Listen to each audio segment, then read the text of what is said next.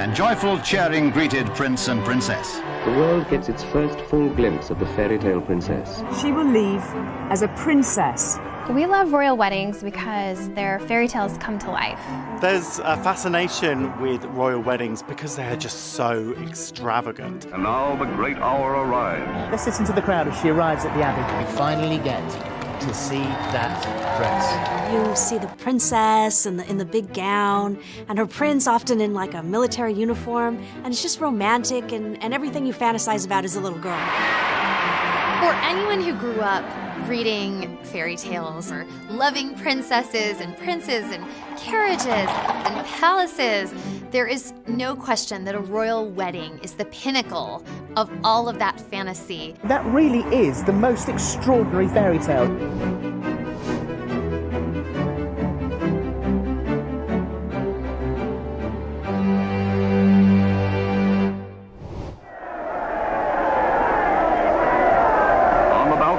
Kings and queens have appeared unnumbered times on great occasions.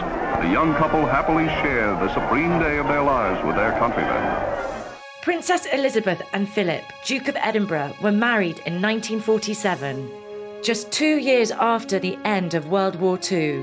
When Princess Elizabeth and Philip got married, coming out of World War II, which was a time of such hardship, the whole country, really the whole world, was looking for a reason to celebrate, so it really kind of brought everyone together. Elizabeth was 21 years old and next in line to the throne. Philip was a dashing 26-year-old Navy lieutenant with ties to the Greek and Danish royal families. Elizabeth and Philip have a really sweet love story. They first met when Elizabeth was just 13 years old, and she was immediately smitten by Philip. He was this dashing naval officer. It was very easy to see why Princess Elizabeth was so taken with him. During the war, Philip went off to serve. The Queen kept in contact with Philip, and Philip would write letters to the Queen during this time. The connection was really cemented. Then after the war, Philip came back and they started spending time together at Buckingham Palace, and soon after, Philip proposed. And the Queen, in quite unusual manner of the time, said yes, without checking with her father, without checking with royal officials. And this kind of really typifies the strength of character that the Queen has. But at her father's urging, she and Philip agreed to keep their engagement a secret for a full year until she turned 21. So it really was a sweet, romantic story, and they were very much in love. On November 20th, 1947, a year and a half after the couple's secret engagement, Elizabeth and Philip were wed at historic Westminster Abbey. And now the great hour arrives, and as the state coach with Elizabeth and the King is escorted to Westminster Abbey by the household of cavalry guards, a sovereign's escort. Everyone was really excited for this wedding, and the footage is really incredible. To see 500,000 people lining the streets of London to watch Princess Elizabeth and her father, King George VI, ride in a royal carriage from Buckingham Palace to Westminster Abbey. The coach draws up at the west door, and His Majesty pauses to help the princess alight. There's a moment's delay, due, I imagine, to the 15-foot train of the princess's most beautiful wedding gown. Then, with her father, the royal bride enters for her marriage to the man of her choice. Of course, this was a huge event, and there were 2,500 invited guests inside Westminster Abbey. And of those guests, 28 were members of European royalty, including 6 kings and 7 queens. So this was a really impressive turnout for such a historic occasion. Here is seen the thrilling bridal gown of ivory satin, delicately embroidered in crystals and pearls. Princess Elizabeth's dress was absolutely beautiful. It was a long-sleeved, ivory silk creation. It had 10,000 pearls sewn onto it and had a 15-foot train. It was actually inspired by a Botticelli painting called Primavera. And the central figure in the painting wears this beautiful white draped ivory gown, and it also had these roses affixed to it, and it really did look like the gown from the paintings. It is a radiant bride-to-be, the loveliest the old abbey has ever looked upon. Elizabeth and Philip take their places on history's pages. To the stirring strains of Mendelssohn, they march as man and wife toward the west door amidst nearly 3,000 invited spectators. At this time, this was really the most access the British public had ever had to a royal wedding, because it was the first to be broadcast over radio, and it really brought the British public into Westminster Abbey, even if they couldn't be there in person or even on the streets of London. From the solemnity of the Abbey, the great pageant starts toward Buckingham Palace, the young couple now occupying the state coach. And it was also the second wedding to be filmed, and though it wasn't broadcast live on television, since television wasn't really ubiquitous yet, but it was shown on newsreels later, so people really got to feel like they were there and feel like they were part of this celebration. They proceed with a brilliantly uniformed mounted guards through throngs estimated at 2 million. In post-war England, everything is rationed except cheers, and the enthusiasm mounts to a new high. Thousands jam the square before Buckingham Palace, and the cry goes up, "We want Elizabeth." There is a tradition of, after a royal wedding, that the royal family gather on the balcony of Buckingham Palace and meet the nation. And when this happened with Princess Elizabeth and Prince Philip, the crowds went wild. There was such a huge cheer, and it was a really great time of celebration. 3 generations of the royal family now appear, but it is the young bride and groom who really rule England this day. Princess Elizabeth and Prince Philip's love story really meant a lot to the British people. And it was something that, wasn't about war, it wasn't about politics. This was just a young couple in love, and that was something to celebrate that had no ties to something that made them unhappy. Elizabeth and Philip's wedding was the beginning of an incredible 70-year marriage, the longest in British royal history by 2 decades. The first 5 years after their wedding were arguably the best of their lives. They lived a pretty quiet life, relatively speaking. Philip was in the Navy, and they spent time in Malta during his naval service, and they also welcomed 2 children, Prince Charles and Princess Anne. But then her father died in 1952 and made Elizabeth the Queen, something they weren't expecting to happen for several years to come. So suddenly they were forced to adapt and take on this whole new life full of royal duties and assume the position of being the face of a nation. Prince Philip has been by her side through it all. They really have this epic love story, married for 7 years. They have 4 children, 8 grandchildren. They've had this really big family that's, full of love, and everyone's so close, and, it's a really sweet testament to their bond. In the proud words of King George, our daughter has married the man she loves. Everyone here in the grounds of the palace must have been captivated by Grace's charm and beauty. Long before Charles and Diana, this was the fairy tale.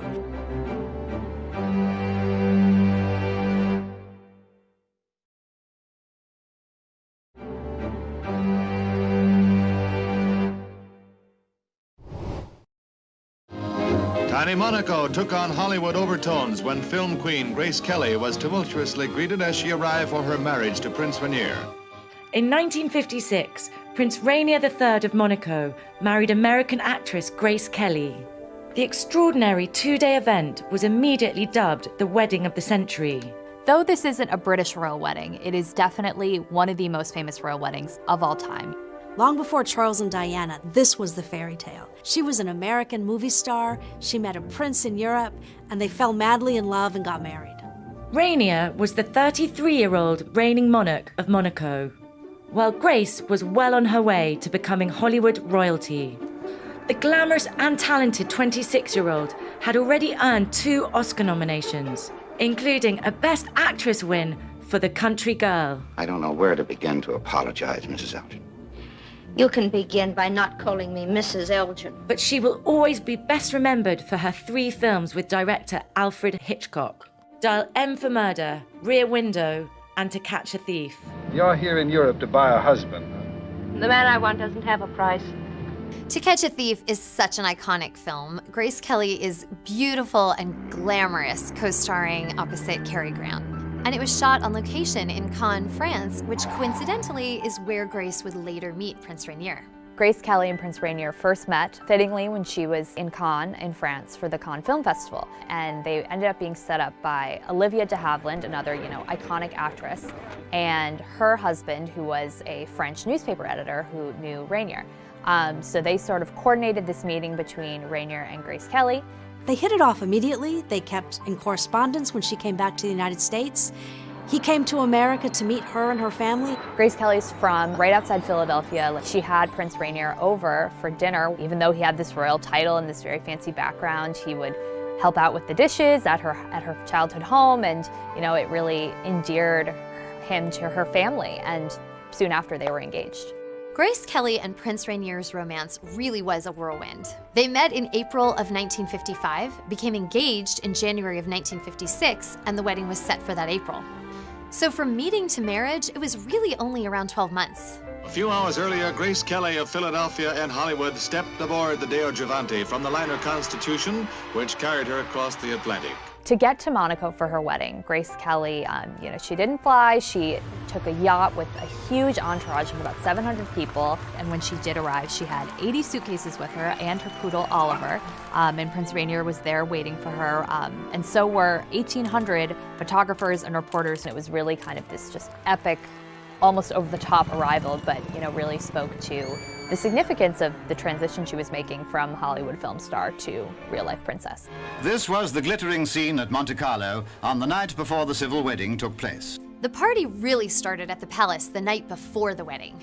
Grace Kelly and Prince Rainier watched from the balcony as down below there were performances by French folk dancers and the London Festival Ballet.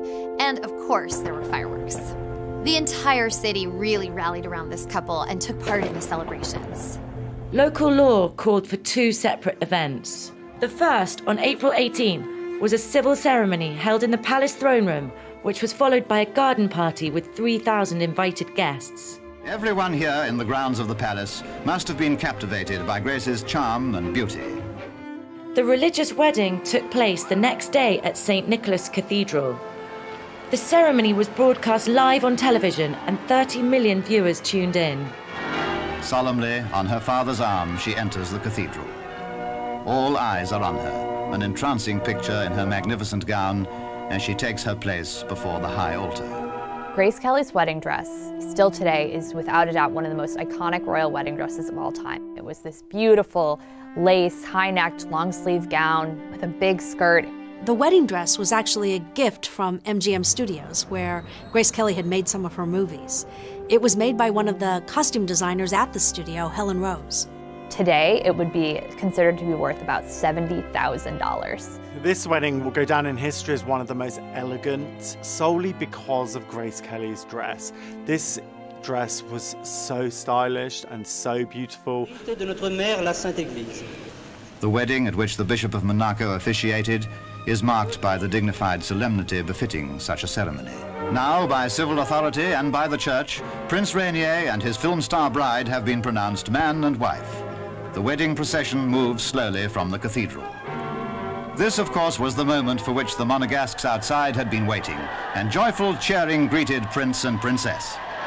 After they left the church, there were thousands of people waiting outside and lining the streets just hoping to catch a glimpse of the new prince and princess. I think that people really responded to them as a couple because they seemed so much in love. From the first time they met till after their children were young adults, they really seemed like the kind of fairy tale that you wanted them to be.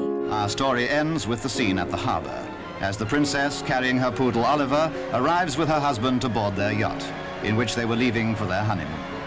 And it goes without saying that as the royal couple left, all good wishes went with them for long life and happiness. After Grace Kelly's marriage to Prince Rainier, where she became Princess Grace, she did give up her film career. She was only 26 years old at the time, and even though she had won an Oscar, it still was pretty early on. So it really was a big loss for Hollywood. Instead, she focused on being a wife and soon a mother and, her duties as the Princess Consort of Monaco. Though she had to give up her acting career, being a princess in a beautiful country on the Mediterranean isn't such a bad trade. The loyal subjects shouted gleefully, "Long live the prince and his beautiful princess."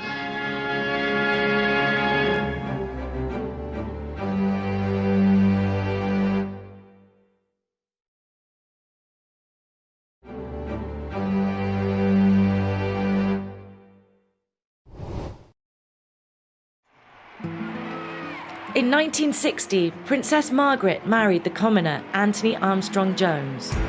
The historic event was the first royal wedding ever to be broadcast live on television.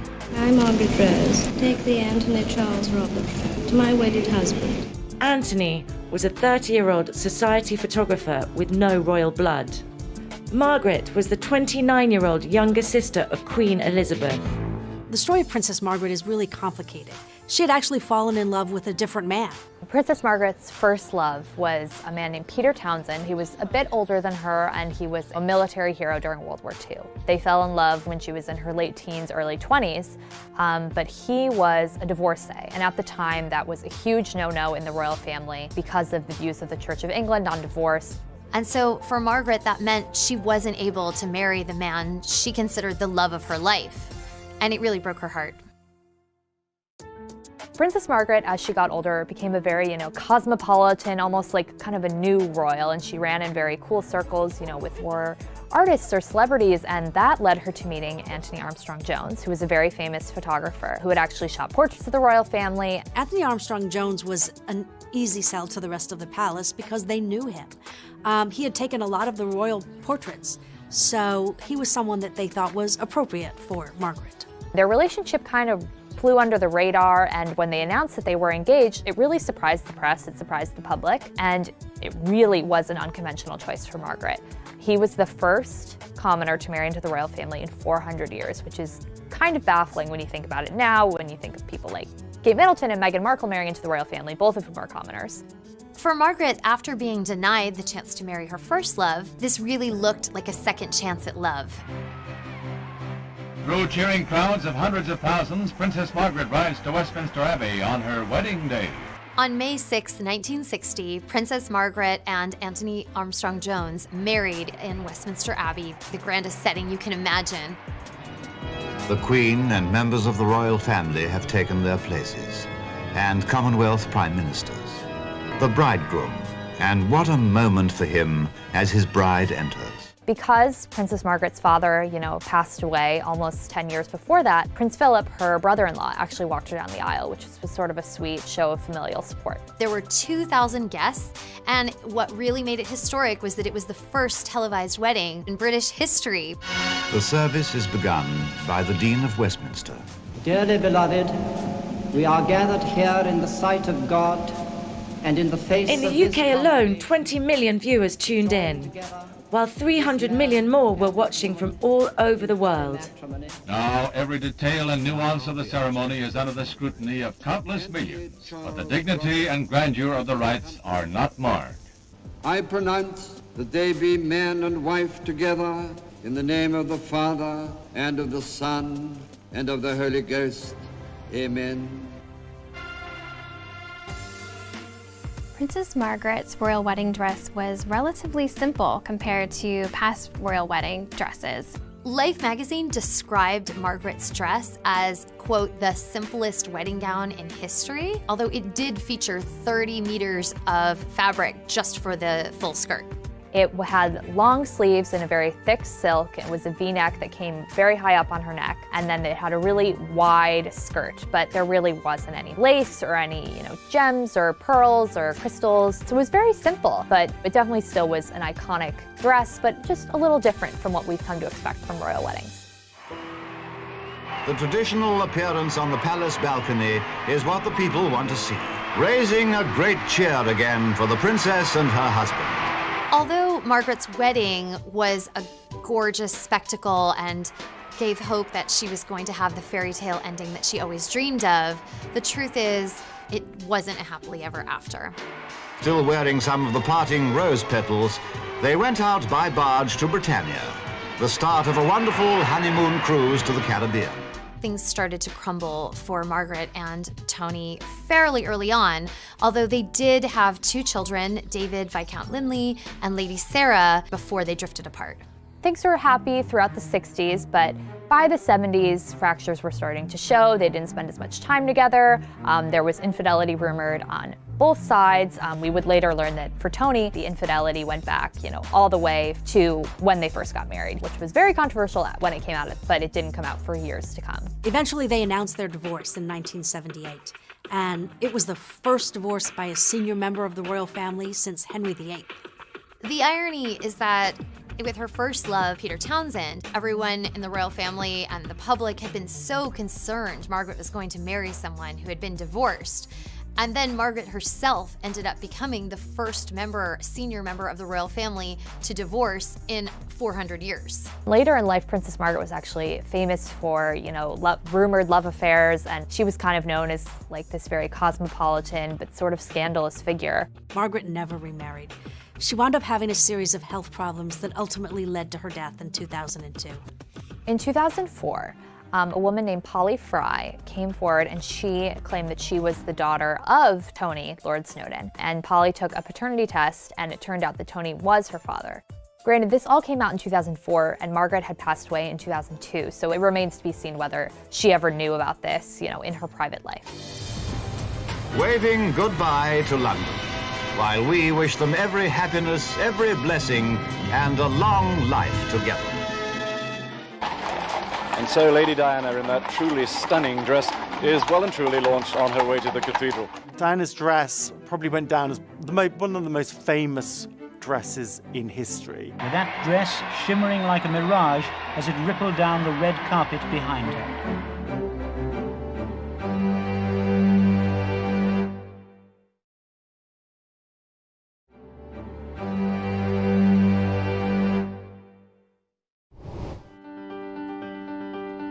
If there's any heart that hasn't been won over by her today, it can kindly surrender now.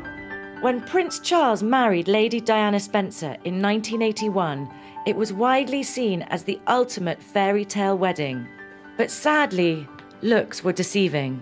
The irony of this royal wedding is that the person Charles had been having an affair with, Camilla Parker Bowles, attended the wedding, and Diana actually noticed her as she walked down the aisle. Diana was the 20-year-old daughter of British nobility.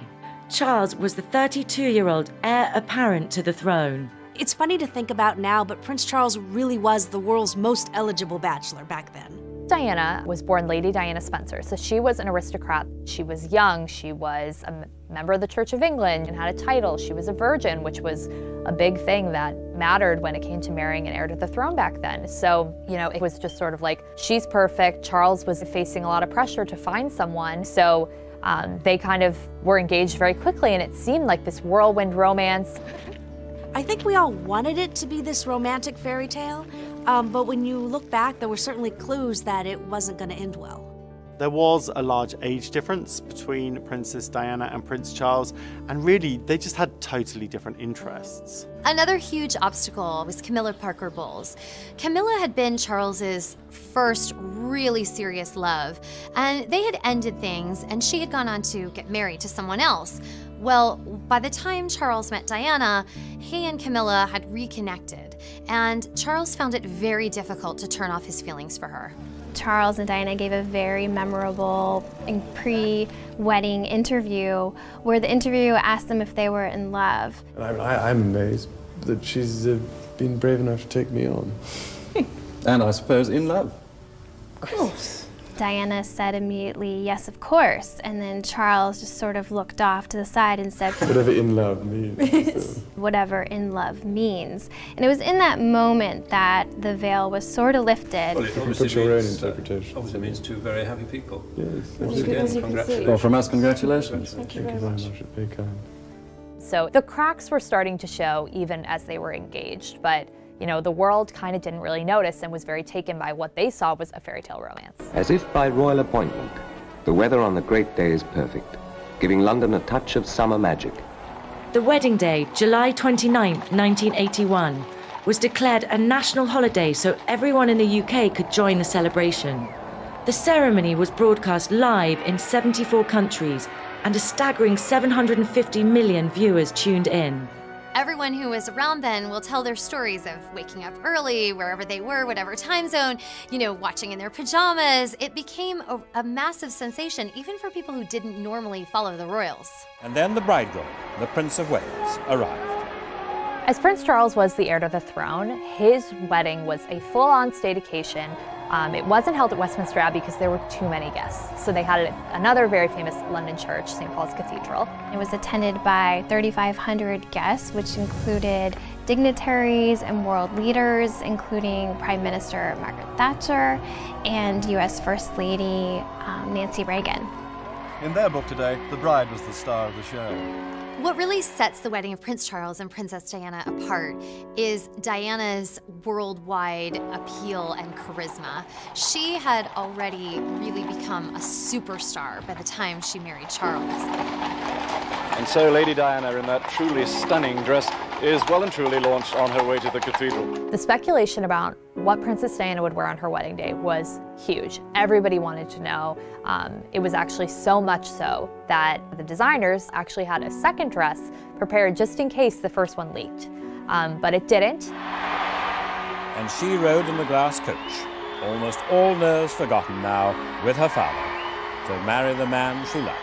When you watch the footage of Diana in the carriage, it's a little bit funny because you can see that she's sort of drowning in all these yards of taffeta, and she almost looks like, you know, a giant cupcake stuffed into this little glass box.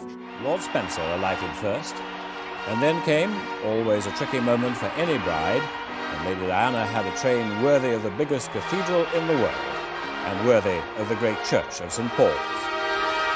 Diana's dress probably went down as one of the most famous dresses in history. The world gets its first full glimpse of the fairy tale princess, demure behind her veil.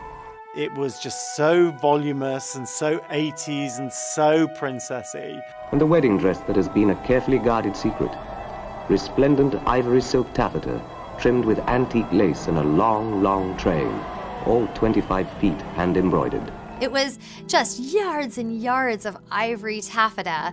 And in fact, designer Elizabeth Emanuel, who co-designed the dress alongside her then husband David, later said that her vision for the dress was that Diana was a butterfly coming out of the chrysalis. As bewitching and romantic a bride as ever touched the heart of the world.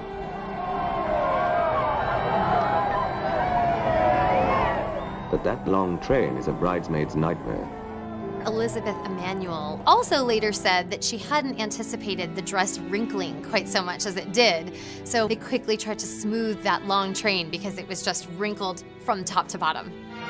And everyone could see that this was a bride who had captured all but the stoniest of hearts. When it was time to walk down the aisle, the whole world was already mesmerized and couldn't wait to see this superstar become a superstar bride. Diana Francis, wilt thou have this man to thy wedded husband, to live together according to God's law, in the holy estate of matrimony, so long as ye both shall live? I will. Charles and Diana's wedding was such a massive spectacle that it came with a very massive price tag. Adjusted for inflation, it cost $110 million, which is a lot steeper than the wedding of William and Kate, which was a relatively frugal $34 million. And the roar welling in thousands of throats outside. It all lent another kind of warmth to this London summer's day, with that dress shimmering like a mirage as it rippled down the red carpet behind her. Despite the concerns surrounding this marriage that were sort of present even from the beginning, there was a really, truly romantic sweeping moment atop the balcony at Buckingham Palace after they had exchanged their vows. And this is what they're waiting for. An appearance on the balcony of Buckingham Palace, which has seen so many royal and national occasions in the past. Again, everyone who watched the wedding remembers their kiss. He kisses Diana's hand. They look at each other with an adoring gaze that you would expect from newlyweds. A kiss, which receives a roar of approval from the crowd, who call the couple back and back again onto the balcony. It's hard to argue with 500,000 people who know what they want. And every single one was rewarded by this tender kiss. They seemed to be a happy couple in those early years. Right away, they had 2 adorable sons, William and Harry, and they seemed good together. But we found out later it really wasn't all that it seemed. Well, there were 3 of us in this marriage, so it was a bit crowded. Charles was still hung up on Camilla and eventually started to have an affair with her. Diana sort of followed suit, and she also had several affairs. And things really just were very tense between them. In 1992, 11 years after their wedding, Charles and Diana separated, and by 1996, their divorce was final. Charles seemed to move on, and he found his happily ever after with Camilla. But Diana was searching for what she was going to do next, and then it all kind of came to a terrible, tragic end in Paris. Confirmation from Buckingham Palace tonight that the world has lost Princess Diana at age 36, dead in a car crash in Paris. Looking back on Charles and Diana's wedding, it's really bittersweet because on the one hand, it's the most magical day anyone could have imagined, and it still captivates the public imagination.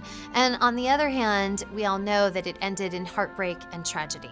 But one of the biggest gifts from Charles and Diana's wedding was this next generation of royals who really energized royal fans around the world to follow their lives, their loves, the charities that they've supported through the years. And we see that in all of the admiration and affection for Prince William, for Prince Harry, for William and Kate's children, and it keeps going. A new princess for Wales, and the shyness seemed gone, replaced by a genuine wonderment that so many people should want to share her joy.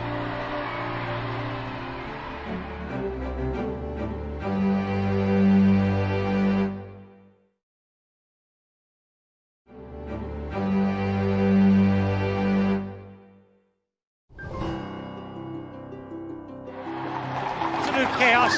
I'm being swept forward with the crowd. In fact, I don't think I could get away from them if I wanted to. In 1986, just 5 years after Charles and Diana were married, the wedding of Prince Andrew and Sarah Ferguson proved the British people were still hungry for royal nuptials. Because Andrew was not the direct heir, it may have seemed like the wedding wouldn't have been quite the massive affair that Charles and Diana's wedding was, but there was a huge appetite for it, and people really wanted another royal wedding.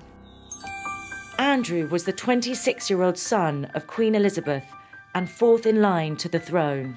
Sarah was the 26-year-old daughter of a retired major in the British Army. Sarah Ferguson was the daughter of a very influential military veteran, and he definitely had elite connections, but she was untitled, she was a commoner, she wasn't a member of the royal family or the aristocracy. Prince Andrew and Sarah Ferguson had actually known each other and overlapped in similar circles since childhood. They were reacquainted in 1985 at Royal Ascot when actually Princess Diana played matchmaker and reintroduced them. This really was a love story. Andrew really did adore Sarah, and so did the British public to begin with. Her name was Sarah Ferguson, but very quickly on, the public dubbed her Fergie, and that's a nickname that's really lasted until today.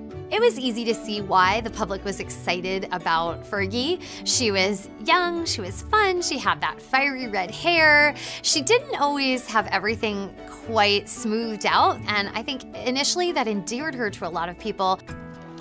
The excitement mounted as the bridegroom appeared through the gates of Buckingham Palace, complete with his new titles and his best man, Prince Edward.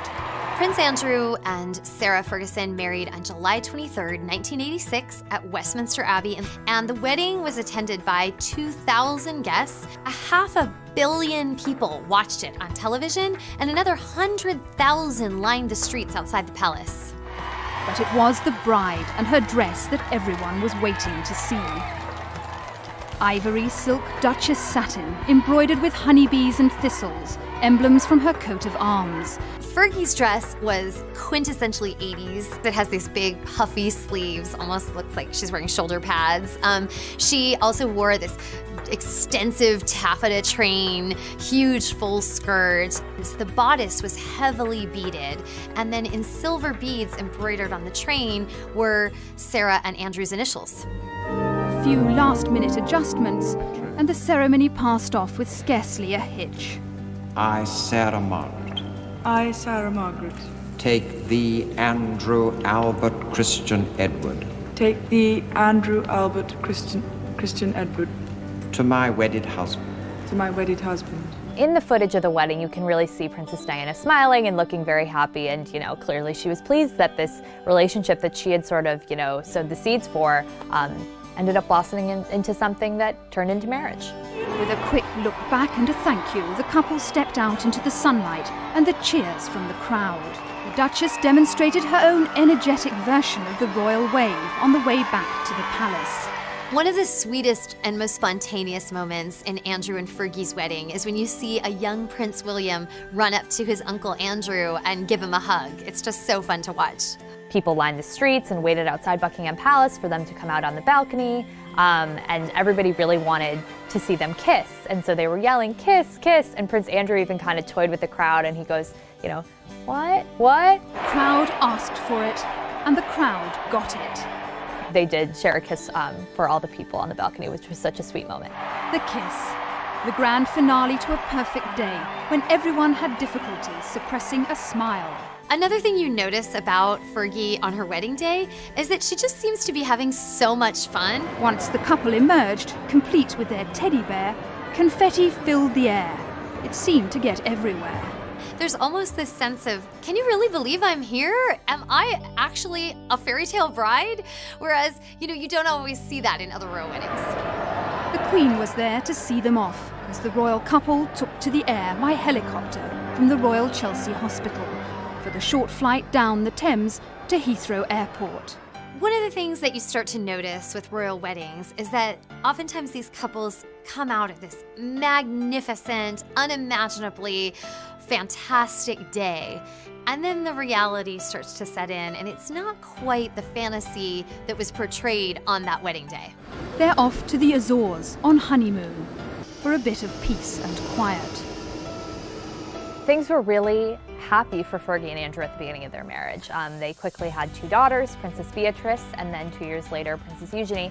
And they were really this happy family, but eventually by the early 90s, tensions had sort of started, and there were rumors swirling that the couple wasn't as happy as they had once been and that they were growing apart. Fergie and Andrew announced their separation in 1992, just 6 years after the wedding. By 1996, their divorce was final. As the years wore on, things started to thaw, and Fergie has really been welcomed back into the royal fold for the most part, certainly by her ex-husband, Prince Andrew. The two even lived together at Royal Lodge on the grounds of Windsor Castle, so they often call themselves the world's friendliest exes. Fergie and Andrew didn't have the happily ever after that everybody fantasized about, but they do have a fantastic relationship. They co-parented their children very well and have a great relationship and communicate about all the issues that arise. Everyone agreed it had been a right royal occasion. It is the sight, after all these months of build-up and speculation, that many have been longing for.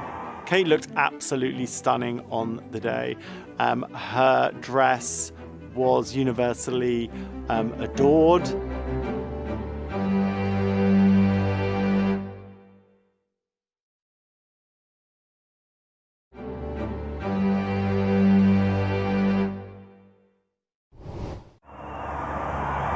And a lovely moment because the Queen has allowed the royal couple some time on their own for the crowd to take that first glimpse in as they emerged onto the balcony.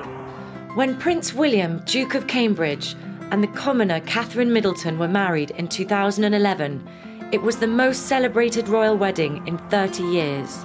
Kate and William's wedding was the first royal wedding since Charles and Diana's in 1981, where we were seeing the direct heir to the throne get married. So it truly was a historic day. Kate was the 29-year-old daughter of successful entrepreneurs. William was the 28-year-old grandson of the Queen and second in line to the throne. People have such a special place in their heart for him because he had such a tragic event happen with losing his mother when he was a teenager. And everybody, I feel like, just wants him to be happy, and it didn't take him long for him to fall in love and find his life partner. When he went to college at the University of St. Andrews in St. Andrews, Scotland, he met Kate Middleton in his freshman year dorms. They became friends. Eventually, with friends, they moved in together into an apartment, and it was there that sort of romance started to blossom. Often she's referred to as a commoner, and it's true. She's not from an aristocratic family, but she didn't grow up in a traditional sort of middle-class family either. Her parents really did have a lucrative business. They started a company called Party Pieces, which was a mail order and now online party supply company. And they really built this empire from the ground up. They were very wealthy. This isn't a case of somebody who was having a rags to riches transformation. Kate had a very comfortable upbringing. William and Kate were engaged in October 2010 in a place that is really special to William, and that's Kenya. And William proposed there. They kept it a secret for a little while, then returned home and announced it the following month. And Kate showed off her new sapphire and diamond engagement ring, which was not new. It had belonged to Diana, William's mother. It was hugely meaningful for William to have, a piece of his mother, who obviously never got to meet Kate, and to attend his wedding and be a part of that experience with him. But, he said it was his way of kind of keeping her close and keeping her in mind throughout this whole process. William and Kate were married on April 29th, 2011. The historic event was broadcast live in 180 countries, and an estimated 2 billion people tuned in. So if you imagined a fairy tale princess and her dress, is that the picture you had in your mind? I think perhaps it might have been. Kate's dress was absolutely beautiful, and there was tons of speculation about which designer she'd choose, what it would look like, what fabrics, what kind of inspiration she'd take, and it pretty much was everything we could have hoped for and more. It is the sight, after all these months of build-up and speculation, that many have been longing for, and she is taking a moment to give the crowd a wave. It was a gorgeous gown. It was designed by Sarah Burton for Alexander McQueen. It had a lace long sleeve, so a little more modest. It had a beautiful big skirt, a long train with lots of detail sewn onto it, and then there was a V-neck on the dress. Kate looked absolutely stunning on the day. Her dress was universally adored. You always need something borrowed on your wedding day, and Kate had a great one. The Queen actually lent Kate her tiara, and it had 1,000 diamonds on it. The Queen herself told William, "This day is about you and Catherine. Make the guest list how you want to make it."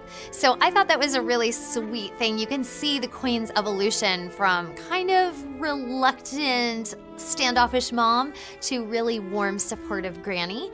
So William did just that on his wedding day. They had 1,900 guests, not exactly a small affair, but it was pared down significantly thanks to Queen Elizabeth's advice.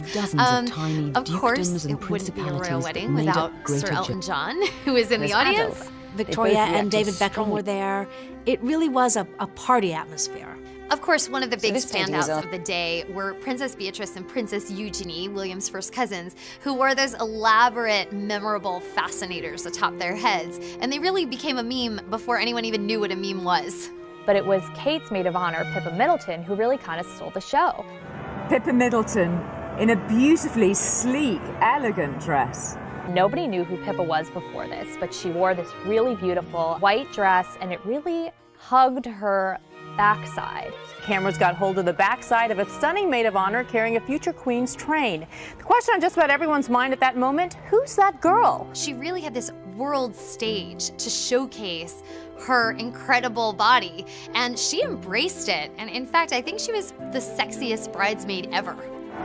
And stepping into the spring sunshine, the new royal couple, the Duke and Duchess of Cambridge.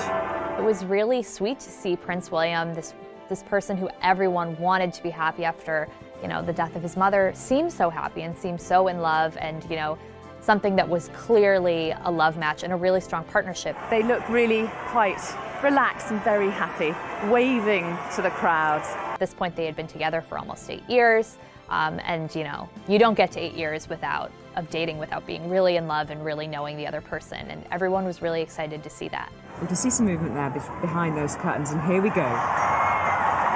Oh wow, she says. Oh wow. There was a lot of love for them as a couple. Kate felt like just the right match. She's never set a foot wrong. She felt very steady. She felt very committed to him, and it was something that gave Royals fans a lot of hope that this marriage was totally the real deal. A convertible Aston Martin emerging from the gates of Buckingham Palace. They drove off in an Aston Martin from Buckingham Palace. The license plate said, "Just married," and it was so cute. and really like such a surprise for the crowd that they were, driving off like any normal married couple, Prince William in the driver's seat. What a view the crowds are being rewarded with. It looks as though Prince Harry may have been at work on this vehicle. Prince William and Princess Kate have really had such a happy and wonderful marriage so far. They had a few years to themselves before they started their family, but they welcomed Prince George, their first child, in July 2013. Over the next 5 years, William and Kate had 2 more children, Princess Charlotte and Prince Louis. Kate has really blossomed in the role of princess. She seems to do it all effortlessly. She looks great. She relates to people so naturally. She's the perfect princess. What a thing for Kate Middleton to end up on the balcony of Buckingham Palace. Who would have thought? I mean, that really is the most extraordinary fairy tale. She comes. Here comes the bride. All right. This is the first time we got to see Meghan as a princess. And she really did look the part. She looked every bit the Princess Bride, incredibly regal and ready for this moment. This is when you finally get to see that dress.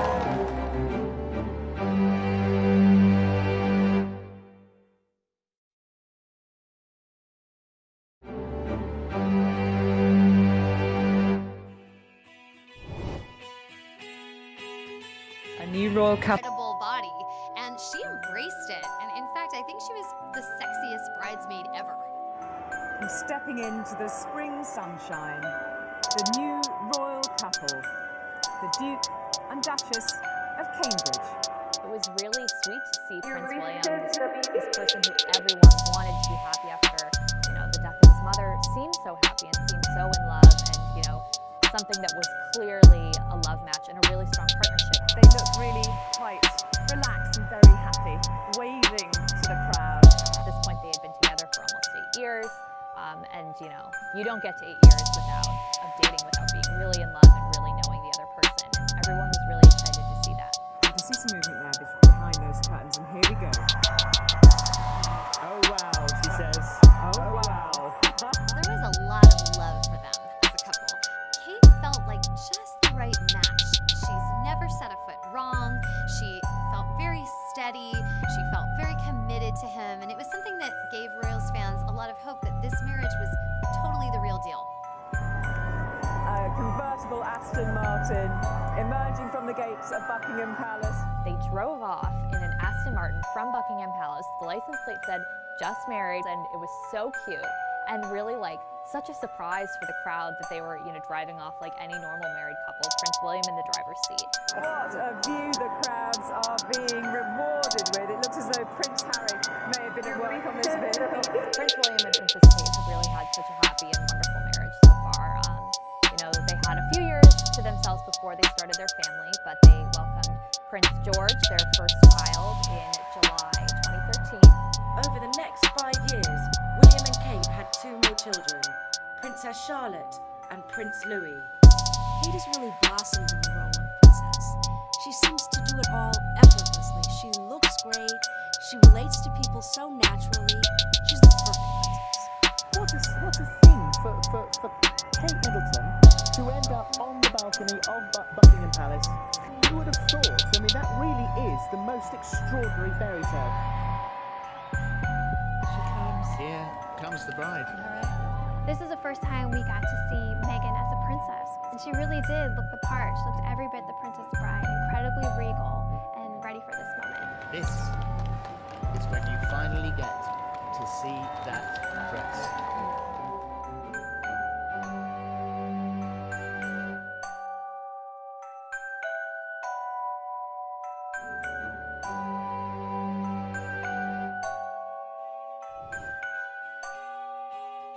A new royal couple, a new chapter. And after the intimacy of the marriage vows, a place on the world stage. Prince Harry, the Duke of Sussex, and the American actress Rachel Meghan Markle were married in 2018. 7 years had passed since the wedding of William and Kate, and nearly 2 billion tuned in to see Princess Diana's second son marry the woman he loved. Meghan and Harry's wedding was like nothing we have ever seen before, and that has a lot to do with Meghan herself. This is the first time we are seeing a biracial royal bride. an American royal bride, a woman who has been divorced. So this was something new we were seeing, and it really blew all the other royal weddings out of the water in terms of news value. Meghan was the 36-year-old star of the hit legal drama Suits. Harry was the 34-year-old grandson of the Queen and 6th in line to the throne. We've been watching Harry grow up since he was born. Of course, Princess Diana and Prince Charles followed the tradition of bringing out their newborn son onto the steps of the Linda Wing at St. Mary's Hospital in London, where the world got its first look at the little ginger prince with his red hair. Look, I was christened in this. Looks remarkably well despite it. Harry is so beloved across the world, but especially in the UK. I mean, the citizens have just had such a special place in their hearts for him since he lost his mother at a young age. The readers have always been very affectionate towards Harry because they saw him grow up. And they've gone from him seeing him as this little boy who'd lost his mother to now finally fully in love and happy. The fact that I fell in love with Meghan so incredibly quickly was a sort of confirmation to me that everything, all the stars were aligned, everything was just perfect. It was this beautiful woman just sort of literally tripped and fell into my life. I fell into her life. Meghan and Harry actually met on a blind date, and they hit it off right away. I was beautifully surprised when I walked into that room and saw her, and there she was sitting there. I was like, okay, well, I really have to up my game. The world found out about Harry and Meghan when one of the London tabloids confirmed the relationship in October 2016. But Harry and Meghan had actually been dating for a few months by then, and they were building a relationship. Harry and Meghan's engagement was announced on November 27, 2017. That same day, the happy couple sat for an interview with the BBC. It happened a few weeks ago, early this month, here at our cottage. Just a standard, typical night for us. It's a cozy night. It was what we're doing, just roasting chicken and roasting having trying to roast chicken. Trying to roast a chicken, and it was just an amazing surprise. It was so sweet and natural and very romantic. He got on one knee. Of course. Was it an instant yes from you? Yes, as a matter of fact, I could barely let you finish proposing. I was like, can I say yes now? She didn't even let me finish. Welcome to the royal town of Windsor, where the stage is set for the wedding of the year. On May 19th, 2018, Harry and Meghan were married inside St George's Chapel at Windsor Castle, roughly 20 miles west of London. 600 lucky guests were in attendance, while nearly 30 million were watching it in the US alone. The interest surrounding Meghan and Harry's wedding was massive. In fact, in the US, 6 million more people tuned in to Meghan and Harry's wedding than they did to William and Kate's. And I think one of the key reasons for that is that we had an American royal bride. Harry and Meghan's wedding was like a red carpet. There were so many celebrities there, and not just small celebrities. We're talking big celebrities. We're talking George Clooney and Amal. We're talking Priyanka Chopra. We're talking Oprah. It was star-studded.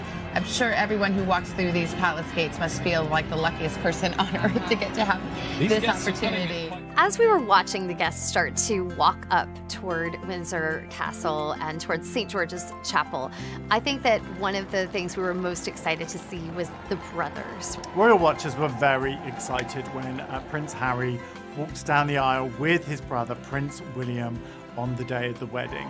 The chemistry between them, the camaraderie was just very sweet. And obviously we'd seen this happen in reverse when Harry was the best man for William.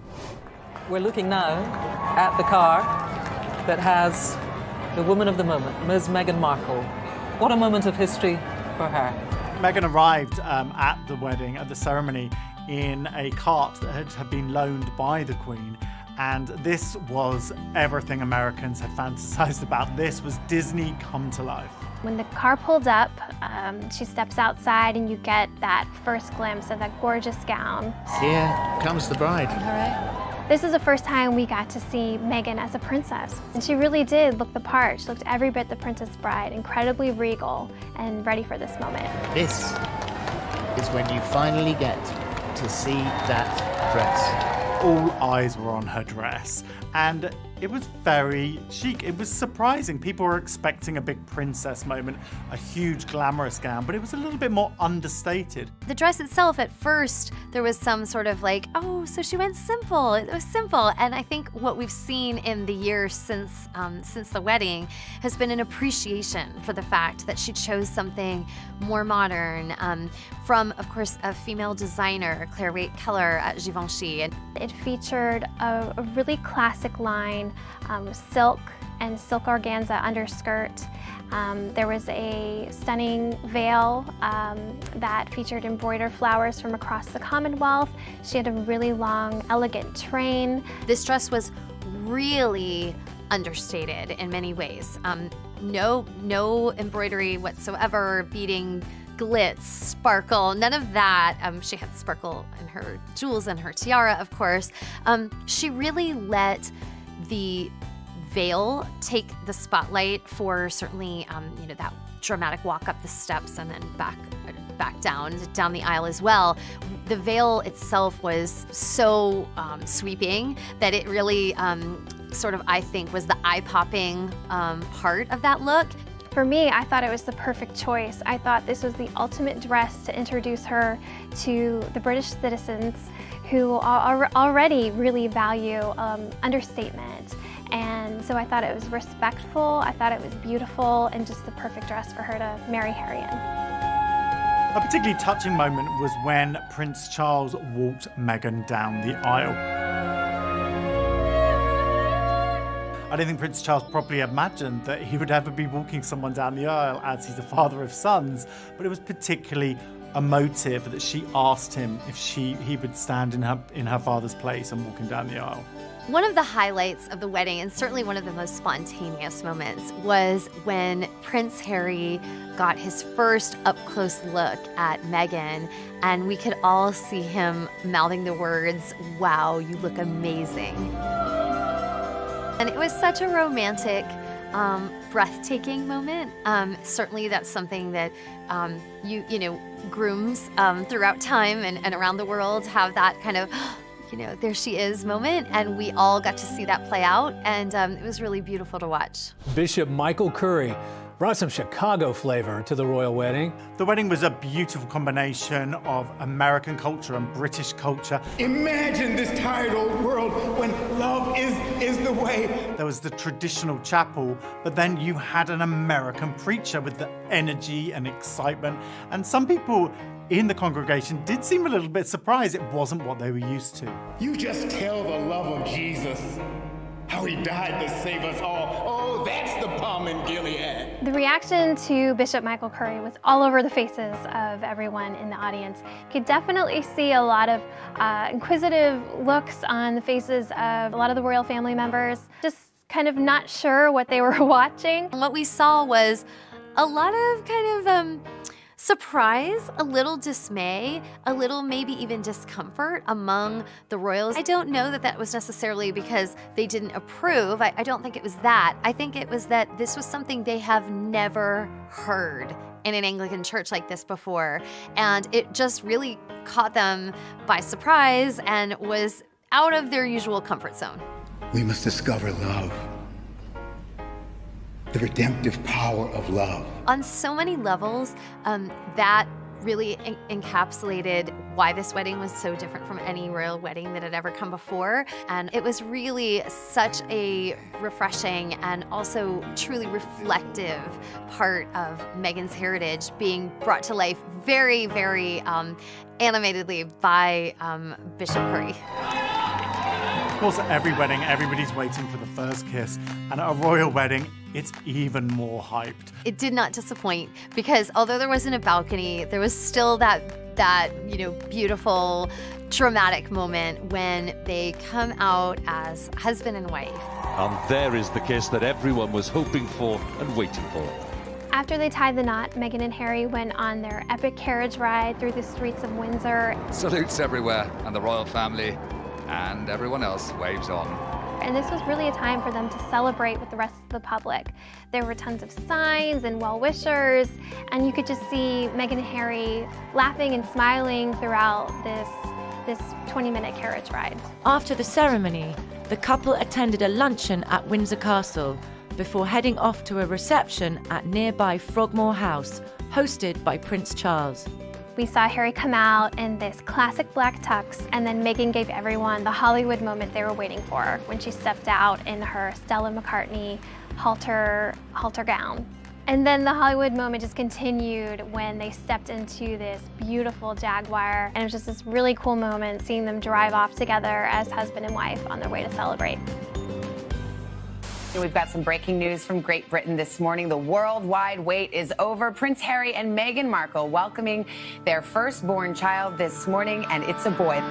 In May 2019, nearly 1 year after their wedding, Harry and Meghan welcomed their first son, Archie Harrison Mountbatten Windsor. It's just been the dream, so it's been a special couple days. We can expect big things from this couple in the future. We know that they would like to build this family. They're starting obviously with their first baby, but I don't think that anyone imagines that they'll stop there.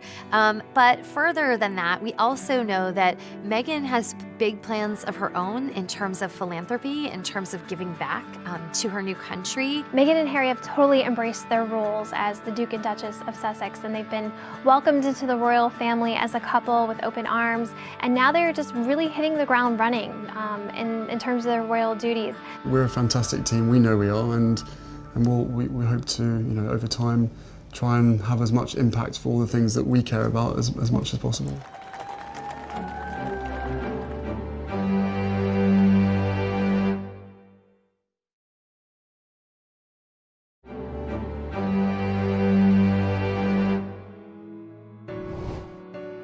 Harry went on their epic carriage ride through the streets of Windsor. Salutes everywhere, and the royal family and everyone else waves on.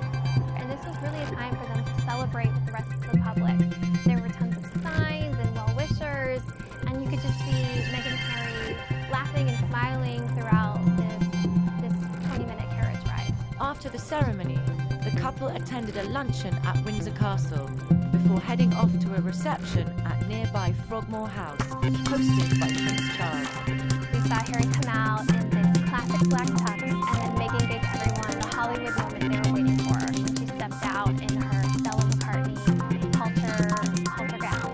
And then the Hollywood moment just continued when they stepped into this beautiful Jaguar, and it was just this really cool moment seeing them drive off together as husband and wife on their way to celebrate. We've got some breaking news from Great Britain this morning. The worldwide wait is over. Prince Harry and Meghan Markle welcoming their firstborn child this morning, and it's a boy. In May 2019, nearly 1 year after their wedding, Harry and Meghan welcomed their first son, Archie Harrison Mountbatten Windsor. It's just been the dream, so it's been a special couple days. We can expect big things from this couple in the future. We know that they would like to build this family. They're starting obviously with their first baby, but I don't think that anyone imagines that they'll stop there.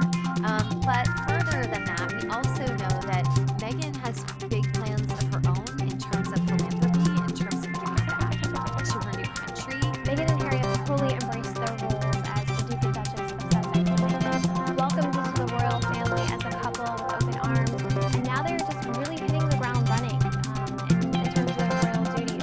We're a fantastic team, we know we are, and we hope to, over time, try and have as much impact for all the things that we care about as much as possible.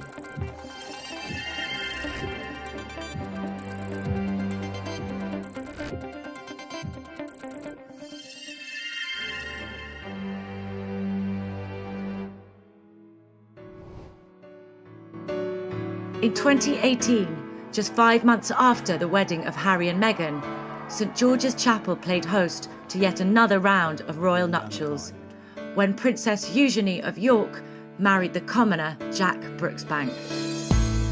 This was a huge royal wedding because, let's face it, there aren't that many people who call the Queen Granny, and Princess Eugenie is one of them. It marked the first wedding for Fergie and Andrew's daughters, and so it's just a really great time for the country to come together and celebrate a wonderful occasion. Eugenie was the 28-year-old granddaughter of the Queen and 9th in line to the throne. Jack was a dashing 32-year-old businessman and socialite son of successful entrepreneurs. Americans may not know Eugenie intimately well, but British really do. The British have grown up with Eugenie and her sister Beatrice and have a lot of affection for them. In America, I think they're probably most famous for turning up at Kate and William's wedding, wearing some fascinators that kind of stole the show in many ways. It's the hats, including these Philip Tracy designs worn by Princesses Beatrice and Eugenie, that made the most impact. She grew up with her grandparents and her parents, Prince Andrew and Sarah Ferguson, Fergie, at all the various palaces and castles, and she herself was raised at Royal Lodge, which is at Windsor. Jack is a successful businessman. He is a wine merchant. He's also a global brand ambassador for Casamigos, which is George Clooney's former tequila company. Like Kate Middleton, Jack Brooksbank is also a commoner, if you want to use that term. I mean, he's not an aristocrat, he's not a royal. However, also like Kate, there were similar circles. They did kind of run in those fancy royal circles. And he met Princess Eugenie when they were on a ski trip. They have said in their engagement interview that, in fact, they really locked eyes on each other on that vacation and that it was love at first sight. We were skiing, weren't we? In a friend's place in Nendas, next to Verbier. We were skiing, which was amazing. Love at first sight. Was it? For the pair of you, was it? And they dated for 7 years before Jack proposed, and they went on to announce their engagement to the public.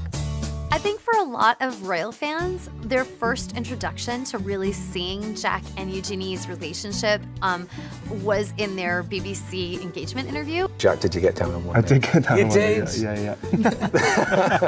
What we saw in that interview was just a head over heels in love couple. We saw, Eugenie kind of hanging on Jack's every word, making googly eyes at him, he doing the same right back at her.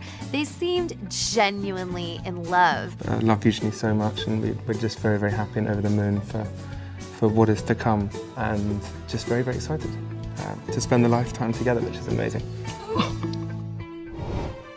On October 12th, 2018, Jack and Eugenie exchanged vows inside St George's Chapel at Windsor Castle. There were 850 guests in attendance, and another 3 million were watching on Facebook, Twitter, and Instagram. It was the first time in history that a royal wedding was streamed live across the royal family's official social media accounts. Eugenie and Jack's wedding marked the second really big royal wedding of 2018. Of course, just months prior, in the same chapel, her cousin Harry wed Meghan. It's a beautiful space. It's actually where Prince Charles and Camilla got married, so it has a little bit of family history there. Hold on to your hats. Fascinators are flying in Windsor this morning as gusts of wind batter the celebrities as they arrive at the year's second royal wedding. There was a celebrity turnout for Eugenie's wedding that surprised a lot of people. There were some guests there we hadn't expected. Demi Moore was there. Cara Delevingne was there. She wore a menswear tuxedo, which she accessorized with a top hat and a toothpick. And that was a fun look. And she was one of the few who managed to keep her hat on. In fact, it was such a windy day that many of the guests were literally holding on to their hats. Naomi Campbell was there, Ricky Martin was there, so it was a really fun mix. Fergie disembarking right in front of the chapel, arriving with her daughter, Princess Beatrice. Of course, she also had her royal family members by her side, so William and Harry, Meghan and Kate, the Queen, her grandfather Philip, and her parents Andrew and Fergie. This being a royal wedding, all eyes were on Eugenie when she stepped out of her car, and she chose a stunning princess ball gown designed by 2 British designers, Peter Pilotto and Christopher DeVos. What a beautiful dress. Looks absolutely stunning on her. When Eugenie entered the church and we got that first view from behind of the open back, there were gasps, not only because it was so beautiful, it was a really exquisite, striking look, but there was a lot of subtext behind that look. This is very deliberate. The focus is on her operation, the scar that will be there, and this is so life-affirming and life-changing for her. What Eugenie later talked about was she wanted to expose the quite long scar on her back, which is a remnant of surgery she had to correct scoliosis as a child. And she, rather than try to cover it up, try to wear a dress that you couldn't see it, she very much wanted to put that scar on display and show that beauty comes in all different forms. It looks different for different people. Scars can be beautiful. Eugenie's dress was very sleek and modern, but it was also very princessy. And she became the first royal bride not to wear a veil. She instead had this beautiful tiara on her head that she'd borrowed from her grandmother. Okay, that is the Queen's personal tiara that she has had something borrowed. Clearly, it was given with love by Granny, the Queen, to her granddaughter. And the two of them share a very, very close bond. And I think that you saw the love between them that day, and then you saw the sparkle on Eugenie's head, which reflected that as well. It was a time where everyone got to see her fully coming into her own. She was beautiful, just so serene and regal on her wedding day. After they tied the knot, they celebrated with friends and family at a reception hosted by the Queen in Windsor Castle.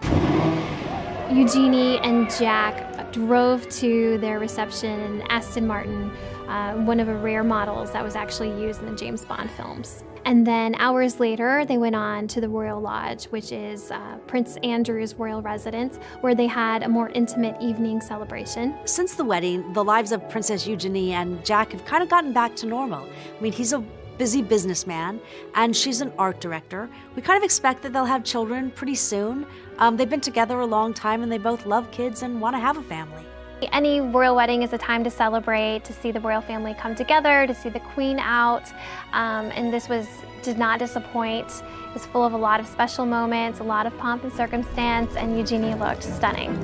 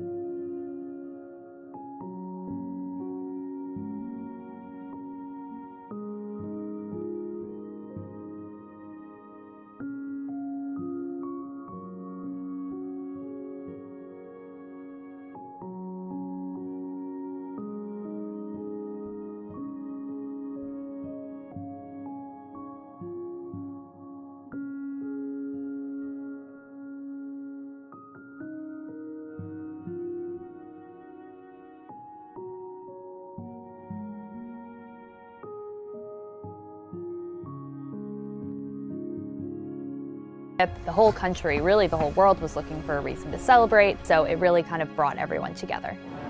Elizabeth was 21 years old and next in line to the throne.